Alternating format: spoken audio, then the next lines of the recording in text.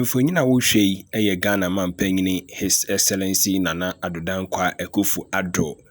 eye ne statue a akankasem ye friend se ohonyin anase nkayedum na obehunu eye saa statue yi ewo efia nkwanta eno ewo atoye mantemu sekendi takrade na wei eye statue a womaye ede ehye Ghana mampanyina Nana Addo Dankwa Akufo-Addo animonyam ewo efia nkwanta regional hospital na amankrofo bebre guso a wonum kasa na kasa ma enkrofo de tudwa bebre no enyina ene se Ghana mampanyina Nana Addo Dankwa Akufo-Addo akora ono ane simu pam ekọ eye atoye mantemu a eye sa project yi oko commission ye na eye part of ne thank you to a ogusu a wo no eneja ode fa so eko commission project no Ghana for kire mu se boshe bebere honum a Ghana mampanyina Nana Addo Dankwa Akufo-Addo ahye Ghana for a wondi so nti ede na otimi eye nkaye dum bi ede kai wono ankasa ho na so de ball no ankasa ne ho abaso na omuhu ni sesika bebre na akosa project ma ke betim da ye noma bi ewo eye atoye mantem a kebeboa ama adehye bi mu asetrem ayembre na eye adehye no mo sekendi takrade ene semtre for the train komo na cheso mani abre pa o ma pa line a cheso mototo ayampia ede koma Ghana mampanyini se otu saa anamoya na se wo ma kwan ema enei na aban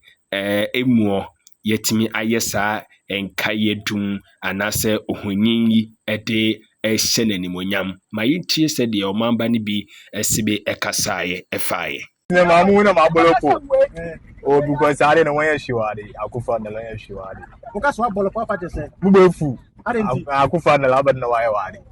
enye benefit dalen fimu ade ne what the start to be say chere west na de pen bia na obetum de start to say chere Akufo-Addo no ye wo mo de fiade when you fiade won tu fiade kwa na ma de we de so Akufo-Addo abad na wayewa na kwana la waye na we start to de be say mpo wonwe we de be say when you fiade on ye I'm Abigail Kunedu. I'm from Takrade. That's where I reside. I saw this statue that was yesterday and I was amazed because I'm thinking about the various projects that the government has promised us to do. I was coming from the market circle and moved to the new market. He promised us not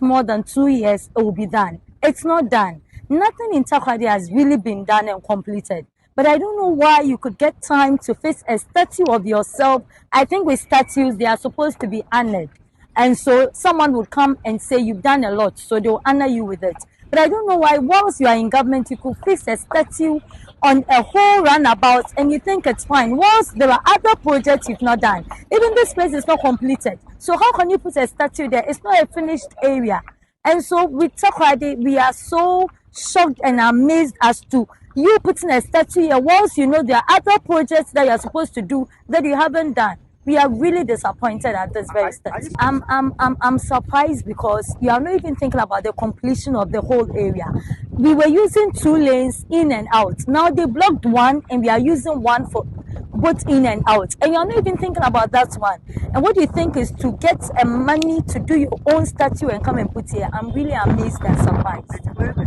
Na adehye ne mu akere omadwen awie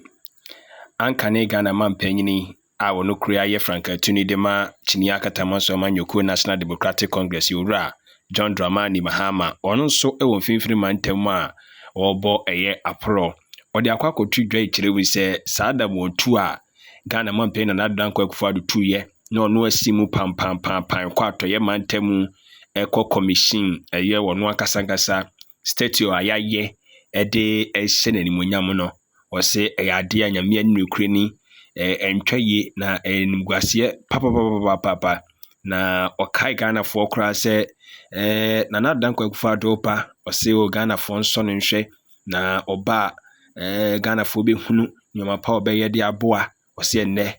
Ghana for so no hwe na beda no Nsɔhwɛ e de ama ɔmanma no kakum ye no kwakuanum ma yentie His Excellency John Dramani Mahama ni nsɛm no so de tudwa. Ezu eza Nsɔhwɛ Ewie Nsɔhwɛ Nsɔhwɛ na wie ye ne Nsɔhwɛ eno na Akufo-Addo ba mepamo acho mo Nsɔhwɛ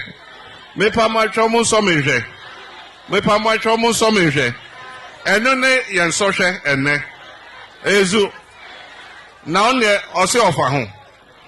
eno no ko takrade na no odi ni statue akosi ho ono akopa ho ntoma what be that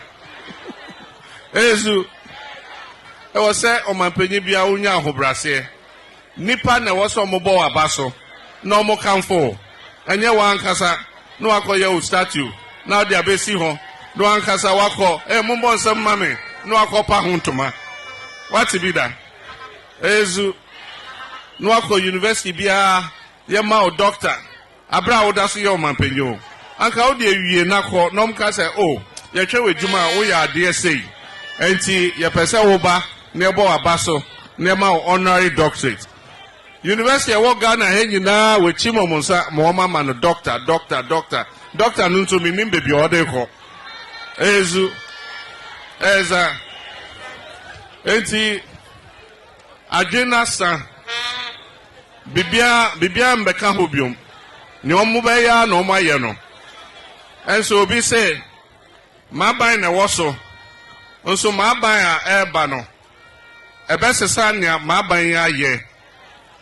na abaye aban foforo na maye masesa maban eden ensem basabasani